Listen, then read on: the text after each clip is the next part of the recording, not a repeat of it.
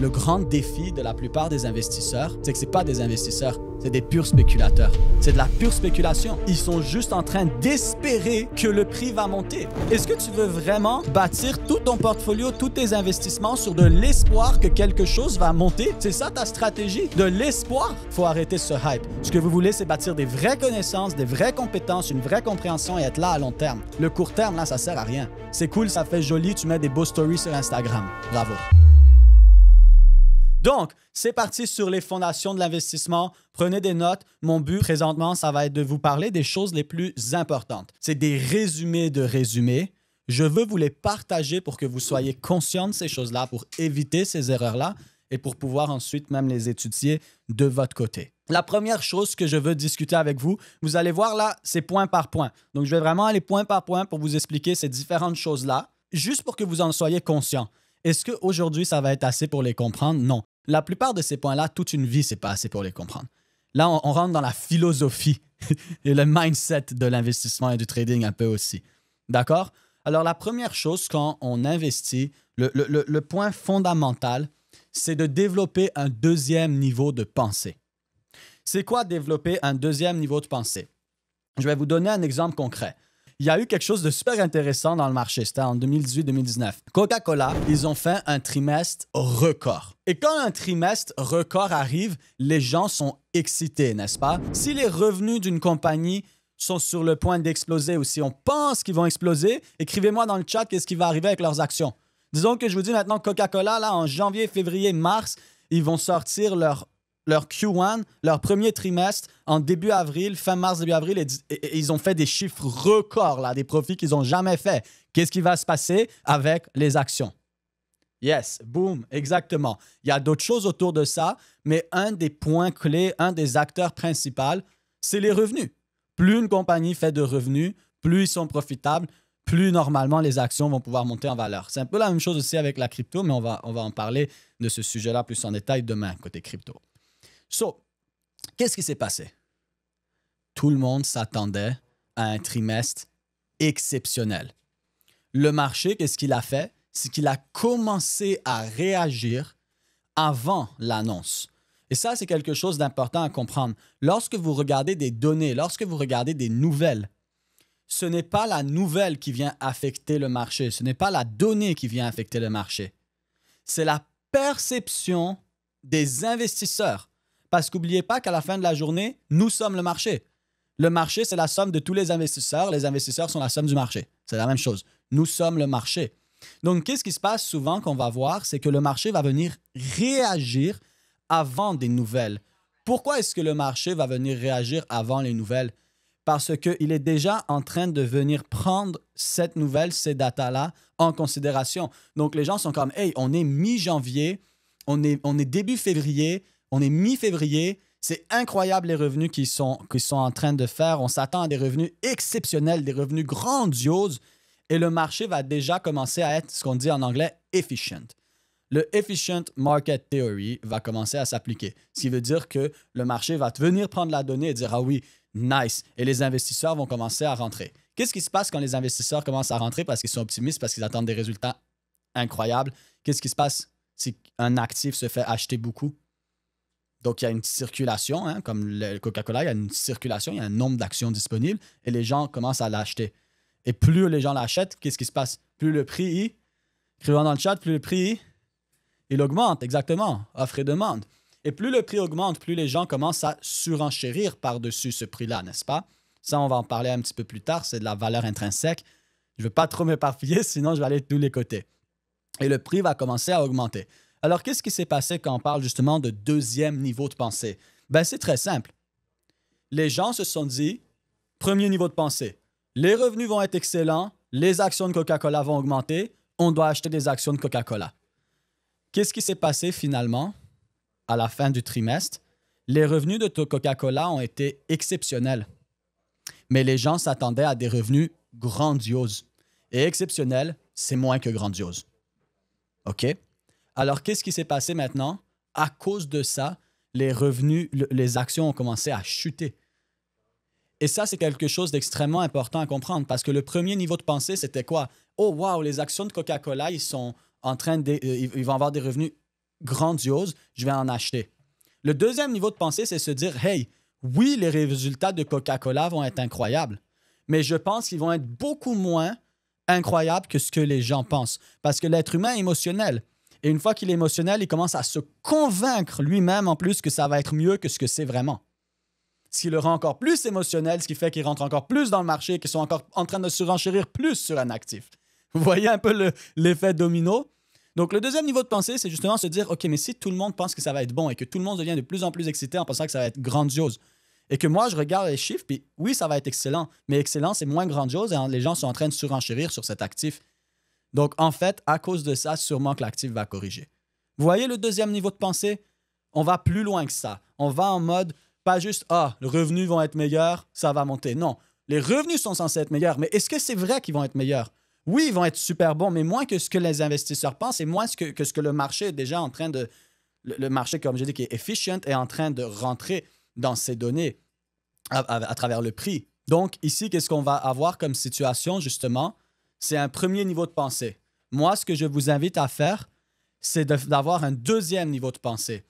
Je vois quelqu'un qui me dit c'est du FOMO. Ça peut être du FOMO aussi.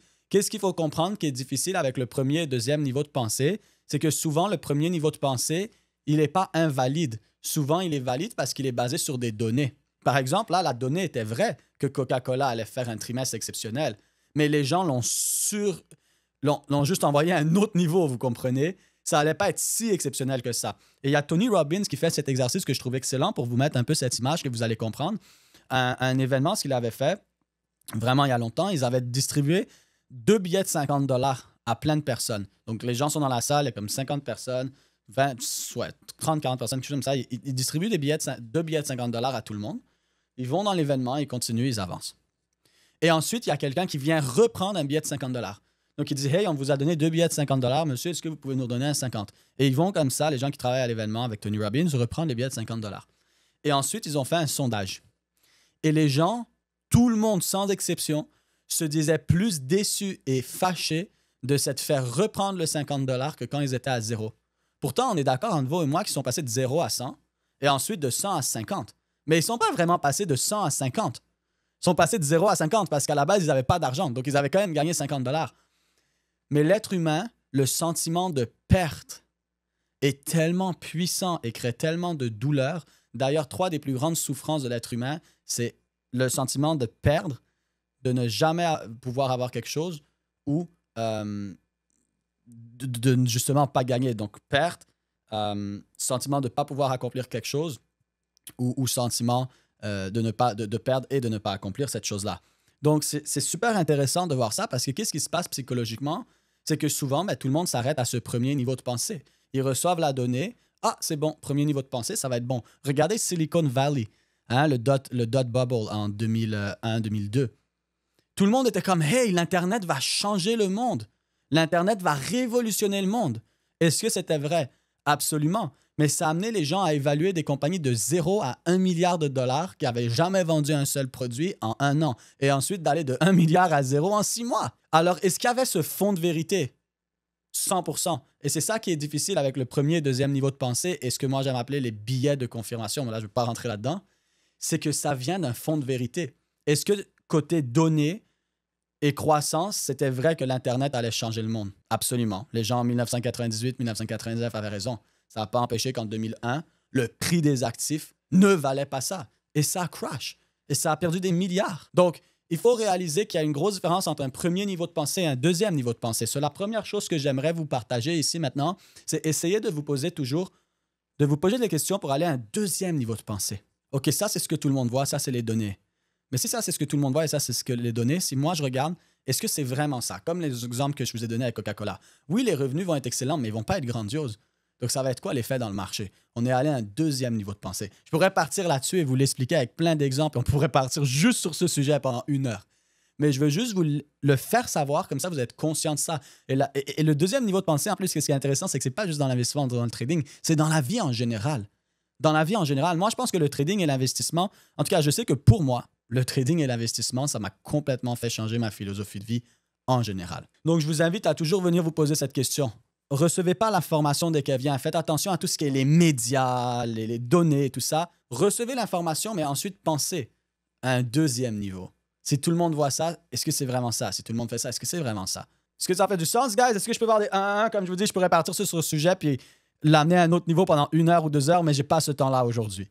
OK? Good. La deuxième chose qu'on veut faire attention, c'est la relation entre la valeur et le prix. C'est extrêmement important. C'est là où on va parler de valeur intrinsèque. Relation entre le prix et la valeur. C'est ce qu'on va appeler une valeur intrinsèque. Je vais vous donner un exemple très simple. Souvent, les gens, ils n'ont aucune idée c'est quoi la valeur intrinsèque d'un actif. Si, par exemple, je vous dis, je suis allé acheter une boîte d'œufs, 12 œufs. Combien ça coûte 12 œufs, guys? Écrivez-moi dans le chat. Dans votre région, peut-être il y en a qui sont en Europe, d'autres qui sont au Québec. Écrivez-moi dans le chat, une boîte de 12 œufs, c'est combien? Ou je vous dis maintenant, le magasin à côté, le dépanneur à côté, le petit épicerie à côté, là, ils vous les vendent 12 œufs pour 20 $. Vous n'allez jamais acheter les 12 œufs, vous allez aller à l'autre magasin, n'est-ce pas? Parce que vous savez que 12 œufs actuellement, ça vaut 5 $. Si maintenant, vous avez besoin de faire des crêpes pour toute la famille, des omelettes, peu importe, vous avez 20 personnes qui arrivent chez vous et il y a un magasin qui vend les œufs, une boîte pour 1 €. Ils ont un spécial, là, les poules, ils étaient en feu et ils ont fait plein d'œufs. Et puis là, tout d'un coup, ils sont comme, on va perdre tous nos œufs. Et c'est une boîte d'œufs pour 12 œufs pour 1 €, 1 $. Est-ce que vous allez aller les acheter? Sauf vous savez que la valeur intrinsèque de vos œufs actuellement, c'est 4-5 $, 4-5 € pour 12. Si je vous dis c'est quoi la valeur intrinsèque d'un billet de 5 €? 5 €. Si je vous dis c'est quoi la valeur intrinsèque d'une pièce de 1 $ canadien? 1 $ canadien. Génial. On va donc pouvoir continuer. C'est quoi la valeur intrinsèque de Apple actuellement? Pas son prix sur le marché. Sa valeur intrinsèque. Écrivez-moi dans le chat. Combien vaut Apple? Si maintenant, tu faisais un chèque pour acheter la compagnie Apple au complet, là. Donc, tu fais un chèque pour acheter la compagnie Apple au complet. Combien ça vaut? Combien vaut Bitcoin vraiment? Tu trades le USD JPY, ceux qui tradent les devises. Tu trades le yen japonais avec le dollar américain. C'est présentement à 156, 157 yens pour 1 $ américain. Qu'est-ce que ça te dit, ça? Est-ce que c'est trop? Est-ce que c'est trop bas? Est-ce que c'est le bon prix? Et c'est ça, un des plus gros défis. Mettez-moi des 1-1-1 si les 3 dernières questions que je vous ai posées, vous n'avez pas la réponse et vous ne savez pas. Et ce n'est pas un problème de ne pas savoir. Le problème, c'est d'être conscient maintenant que vous ne savez pas et de ne rien changer. Pas savoir, c'est correct. Rien changer une fois qu'on ne sait pas, là, il est là le problème. Qu'est-ce que je veux vous partager par rapport à ça, justement, c'est que la plupart des gens, ils vont investir sans comprendre la valeur intrinsèque. Ils vont investir sans comprendre la relation entre le prix et la valeur. Donc, ils sont en train d'acheter des actifs beaucoup trop chers sans réaliser. Ou ils sont en train de vendre des actifs qu'ils ne devraient pas vendre parce que c'est en dessous du vrai prix. Et ils sont en train de vendre les actifs. Et c'est là où ça devient super important de s'éduquer. Je vais vous donner un exemple. Maintenant, si on sait, par exemple, que la valeur intrinsèque de Apple, et comment on va faire pour calculer une valeur intrinsèque, là, je ne peux pas rentrer là-dedans, je peux juste vous expliquer en général. Moi, ce que j'aime faire, le mindset derrière, j'aime imaginer que j'ai acheté la compagnie au complet. Donc, imaginez, je vais acheter un petit restaurant à côté. C'est quoi que je veux voir? Les dépenses, les revenus, les actifs. Je veux voir s'il y a des dettes qui sont en train de gonfler. Et là, je vais réaliser, OK, je suis prêt à acheter ce restaurant-là 200 000 parce qu'il va me faire tant de profit par année après tout ça. Et peut-être s'il a déjà le bâtiment, il a de l'inventaire là-dedans, il vient d'acheter des nouveaux fours. Tout ça, on va le calculer, n'est-ce pas? Donc, j'essaie de me mettre à cette place où je m'imagine que j'achète Apple au complet. Je fais un chèque pour acheter Apple. Je fais un chèque pour acheter tous les bitcoins sur la planète. Vous voyez ce que je veux dire? J'essaie de voir combien, en tant qu'entrepreneur, j'achèterais cette entreprise-là. Et ensuite, qu'est-ce que je fais? Après avoir fait ce travail qui demande quand même du temps, je viens le diviser par le nombre d'actions. Est-ce qu'une valeur intrinsèque, c'est parfait?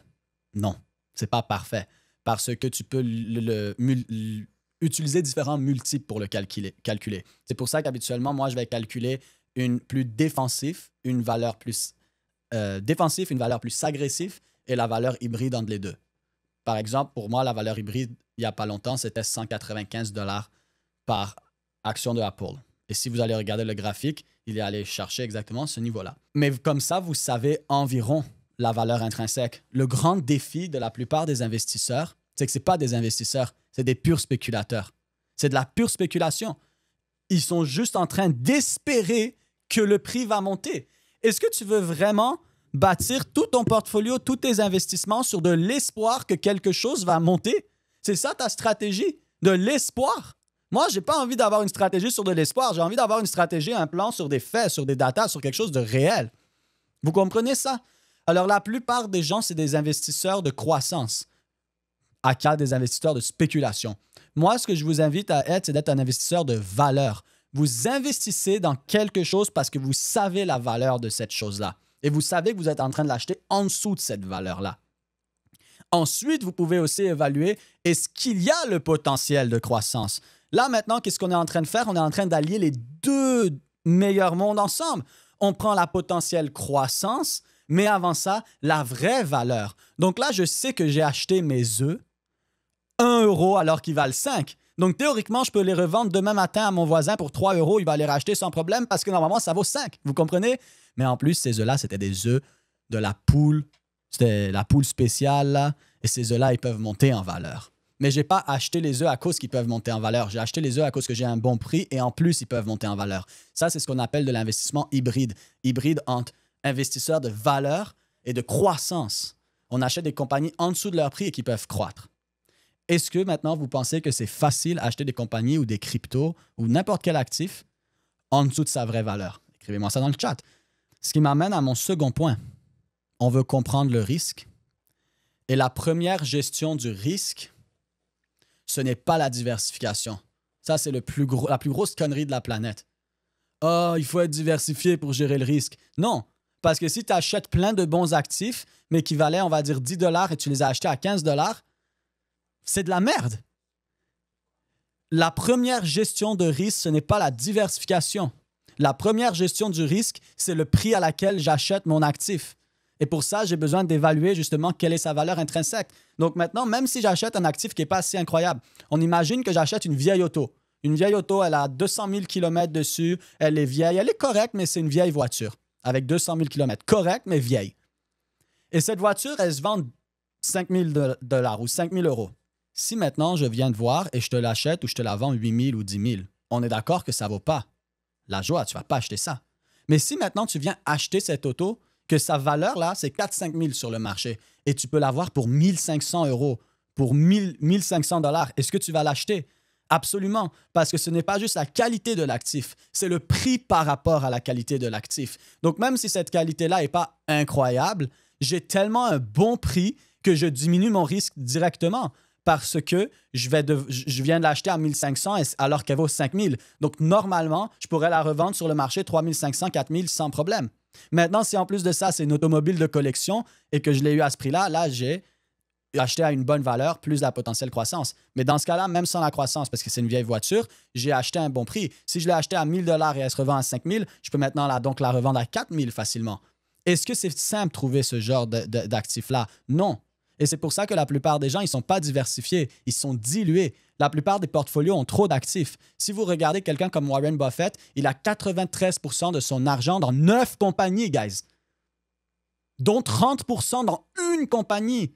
Pourquoi? Parce qu'il est conscient que c'est extrêmement dur de trouver une bonne compagnie qui va perdurer et à un bon prix. Et naturellement, les bons prix en général, c'est quand le marché est bas, quand les gens ont subi des pertes pendant 1 ou 2 ans, en 2008, en 2020, là, dernièrement dans la crypto, il y a 2 ans, quand personne regardait, qu'il y avait des prix super bas, c'était là le meilleur temps d'acheter parce que c'était là où le risque était le plus bas. Parce que la première gestion du risque, c'est le prix. La deuxième gestion du risque, là, c'est la diversification. Et c'est la diversification concentrée dans des actifs non corrélés. Oula, ça veut dire quoi cette phrase, hein? De la diversification concentrée dans des actifs non corrélés. Encore là, ce n'est pas la diversification que tout le monde utilise avec le SP500 ou des trucs de même. C'est pas ça. Donc ça, je vais vous en souvenir. Le prix à laquelle j'achète mon actif, c'est la première gestion du risque. Je veux acheter un actif plus bas que sa valeur intrinsèque. Pour ça, j'ai besoin de comprendre qu'est-ce qui vaut vraiment. Et ensuite, je peux évaluer la potentielle croissance. Non, pas juste spéculer parce que mon voisin m'a dit que ça peut grandir et là, j'achète du Bitcoin à 100 000, mais j'ai aucune idée si 100 000 c'est trop bas, si c'est sa valeur intrinsèque, si c'est déjà surévalué ou pas. Et quelque chose de très important à comprendre, guys, c'est que même si le prix est surévalué, il peut aller encore plus surévalué parce que les êtres humains sont émotionnels et un peu fous quand ils veulent faire de l'argent ou quand ils sentent qu'ils en perdent. Donc, un actif qui vaut 10 $ peut aller à 7 $, peut aller à 5 $, peut aller à 3 $ et tu l'as acheté à 5 et tu dis ça va à 3 $! Mais c'est pas normal! Malheureusement, ça peut aller à 3, même à 2 pour ensuite remonter. Parce que les gens, quand ils sont émotionnels, ils sont prêts à vendre bien en dessous du prix, ce qui fait continuer à tomber le prix en dessous de sa valeur intrinsèque. Et si tu as bien fait tes choses, tu achètes et que ça valait 10, ben, tu rachètes à 5 puis tu en rachètes à 2. Tu vois ce que je veux dire? Mais à l'inverse, quand les gens deviennent excités et qu'ils voient les gains, et nous on dit souvent, hein, les résultats passés ne garantissent pas les résultats futurs.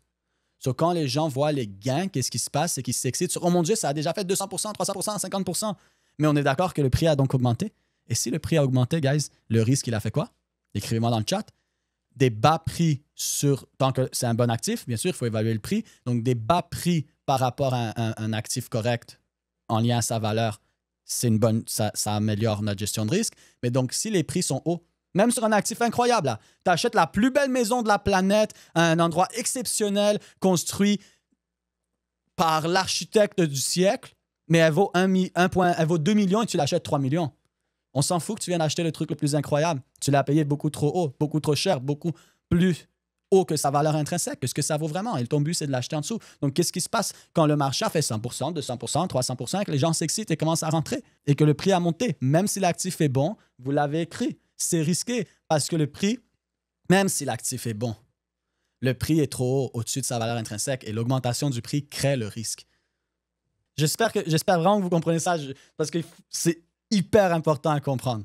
Maintenant que je comprends ça par rapport au risque, je veux toujours trouver c'est quoi la valeur intrinsèque de l'actif et pouvoir l'acheter en dessous de son prix. Est-ce que ça va être facile à faire? Absolument pas. La majorité du temps, le marché ne va pas nous donner des choses en dessous de son prix.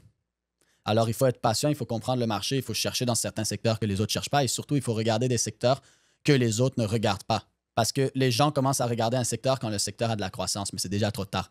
Moi, j'appelle ça des zones de désintérêt ou des secteurs de désintérêt. Et des fois, tu as des secteurs de désintérêt. Regardez, comme là, en 2022, il y avait un gros... Toute la crypto était un secteur de désintérêt qui nous a donné des prix exceptionnels. OK? Puis même chose avant, quand je regardais le marché en 2019-2020. Et avant, quand je regardais le marché en 2016. Donc, il y a toujours des moments. Il faut juste avoir la patience et le comprendre.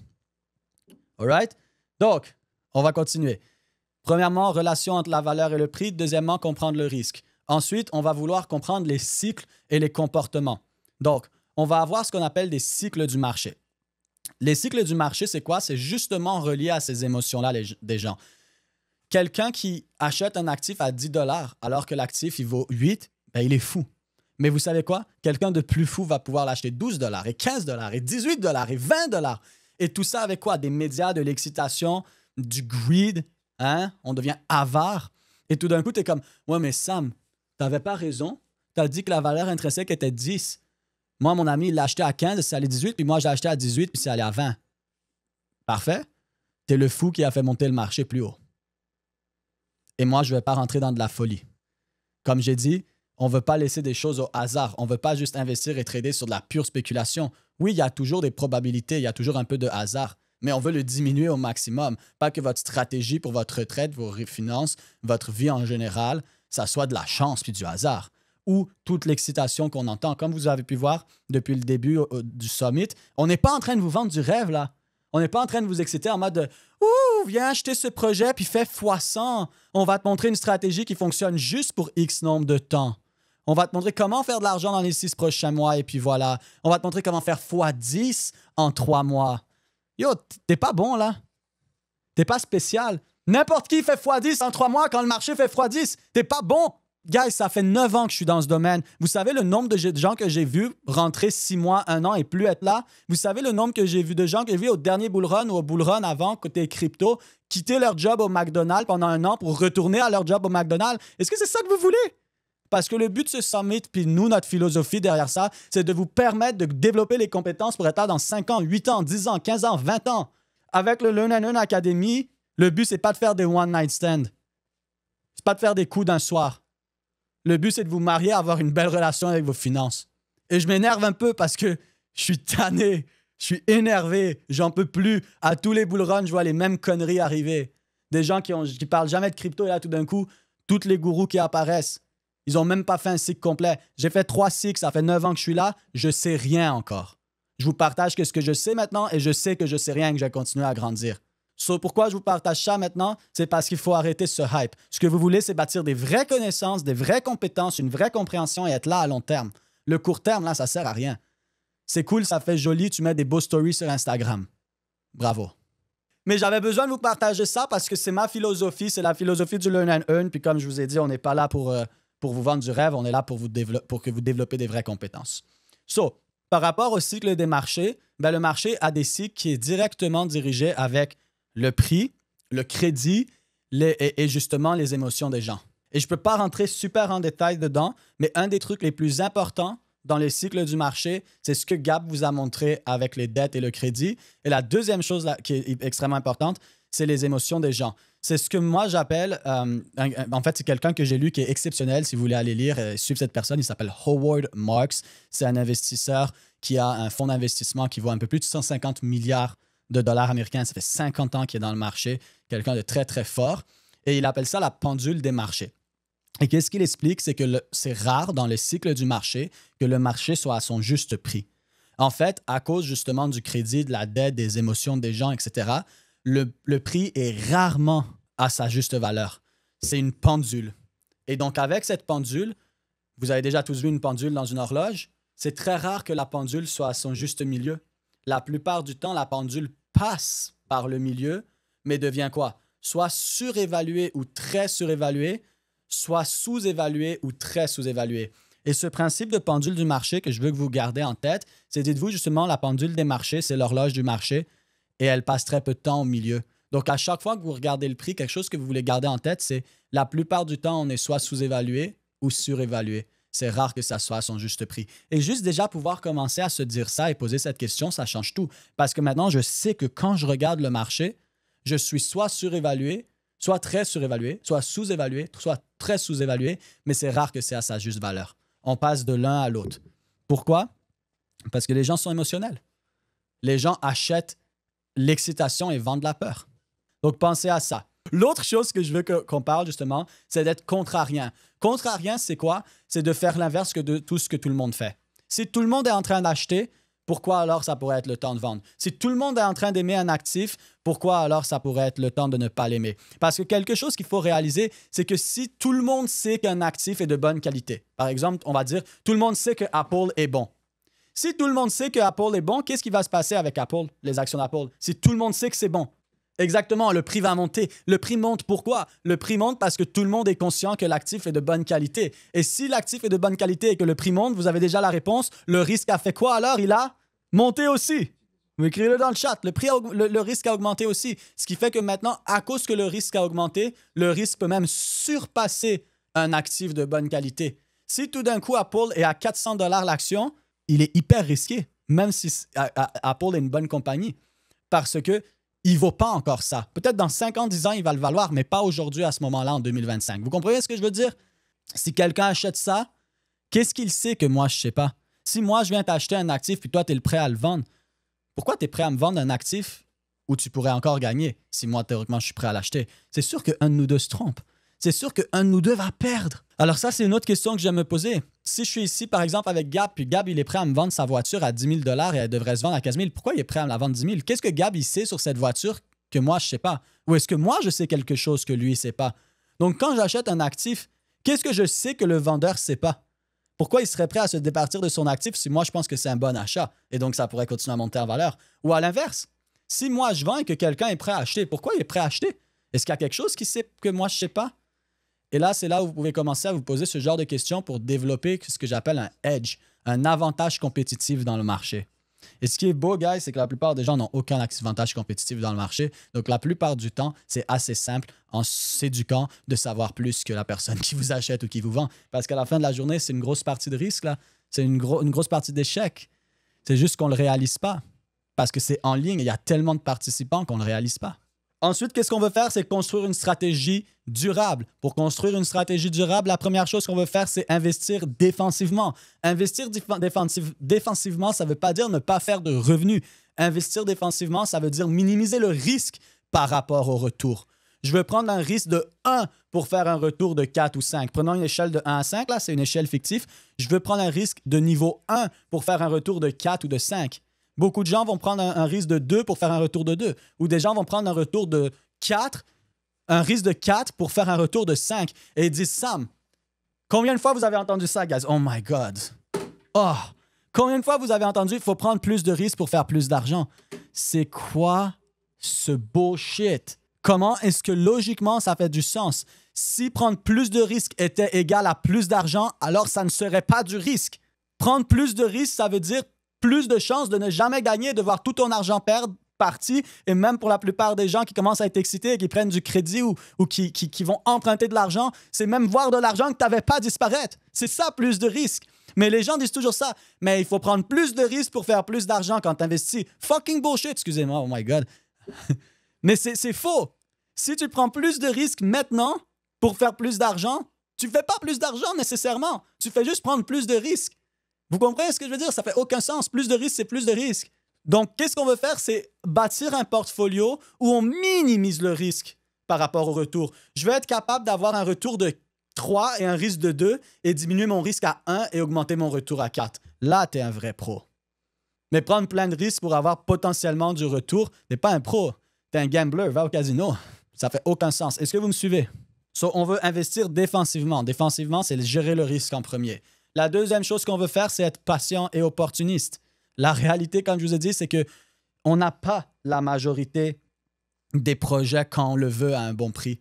Va falloir attendre, va falloir suivre des compagnies, suivre des projets pour attendre d'avoir ces moments où on les a à un bon prix. Parce qu'avoir quelque chose de bonne qualité à un bon prix que personne regarde, sinon, si tout le monde le regarderait, le prix ne serait pas bon, hein, n'est-ce pas? Donc, avoir quelque chose de bonne qualité à un bon prix que personne regarde, c'est rare. Donc, il faut être patient. Ensuite, il faut savoir ce qu'on ne sait pas. Prenez une gorgée d'eau, ça c'est la phrase qui est géniale, ça. Mais Samuel, comment est-ce que je suis censé savoir ce que je ne sais pas? Ben, c'est littéralement de se poser cette question. Qu'est-ce que je ne sais pas? Qui pourrait m'aider à aller chercher un edge dans quelque chose? Par exemple, moi, tout d'un coup, j'ai envie d'investir dans le blé. Mais je ne connais rien dans le blé. Pensez en dehors de cette boîte-là. Allez en dehors de cette zone de confort. Allez en dehors de tout ça. Ah, mais j'ai un bon ami à moi qui est fermier, qui vend du blé. Est-ce qu'il connaît quelque chose en investissement? Non. Mais est-ce qu'il connaît quelque chose en blé? Oui. Et il y a quelque chose comme ça que j'ai adoré. Un exemple exceptionnel, c'est un magicien qui voulait faire trouver un mot à la personne dans un livre. Donc, il a un livre avec 500 pages et il dit à la personne, ouvre le livre, choisis un mot et je vais deviner le mot. Et tout le monde lui disait, mais c'est impossible de faire ce tour de magie. Comment tu vas faire ça? Et en fait, qu'est-ce qu'il a fait? C'est qu'il a commencé à faire des recherches et il a découvert, quand je dis à quelqu'un, ouvre le livre, les gens ouvrent le livre environ au milieu. Donc, je coupe déjà 200 pages, 300 pages. Donc, il reste juste 200 pages. Juste 200 pages. Ça fait encore beaucoup de mots, n'est-ce pas? Donc, il essaye de trouver et il ne trouve pas. Et finalement, il se dit, je dois aller vers quelqu'un qui n'est pas un magicien. Parce qu'il cherchait avec qui? Juste les gens autour de lui qui étaient des magiciens. Donc, il est allé voir quelqu'un qui était une traductrice, une prof de langue dans le lexique et il lui a demandé, j'essaie de faire tel tour de magie. Et en 2 secondes, elle lui a dit, c'est super simple, choisis un mot qui est long. Un mot qui est long pour les gens en anglais, c'est un mot qui a plus de temps de lettres et des mots de plus de temps de lettres, il y en a juste 10% en anglais. Il venait de diminuer de 90% les mots qui pouvaient être choisis. Qu'est-ce qu'il a fait? Il est juste allé en dehors de cette boîte intellectuelle. Il est allé chercher plus. Donc, c'est pour ça que je vous dis, c'est ça, savoir ce qu'on ne sait pas. C'est qu'est-ce que je ne sais pas et où je pourrais aller chercher ce edge-là. Est-ce que ça fait du sens? Et la dernière chose, et ça, on va en parler aujourd'hui et on va en parler beaucoup demain, c'est justement la gestion des risques. La gestion du risque, c'est le plus important. Donc, comment justement faire pour gérer son risque? Comment trouver ses bons prix? Et ensuite, comment aller à la deuxième étape qui est bâtir un portfolio de façon diversifiée et non corrélée. Et puis ça, on va en parler ensemble demain dans une section littéralement dédiée à bâtir son portfolio et au risque. Donc, on en parle directement ensemble demain. Je suis allé rapidement. Guys, j'aurais pu vous en parler pendant beaucoup plus longtemps, mais j'ai fait mon 45 minutes top chrono, alors je suis content. Mettez-moi des 2 dans le chat si vous avez aimé ça, si vous avez reçu plein de valeur.